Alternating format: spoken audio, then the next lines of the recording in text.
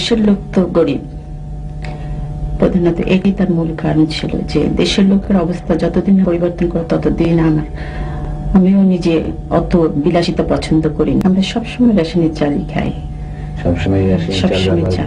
মাইনা যা পেতেন সত্যি কথা বলতাম না, আর মাইনা ছিল বোঝায় পে স্লিপ যা আসতো আর কি 2200 বোধহয়, উনি 10% আবার দিয়ে দিতেন। তো তার মধ্যে থেকে আমাকে সে 2000 টাকা দিত, ওর মধ্যেই আমার সংসার চালাতে হতো।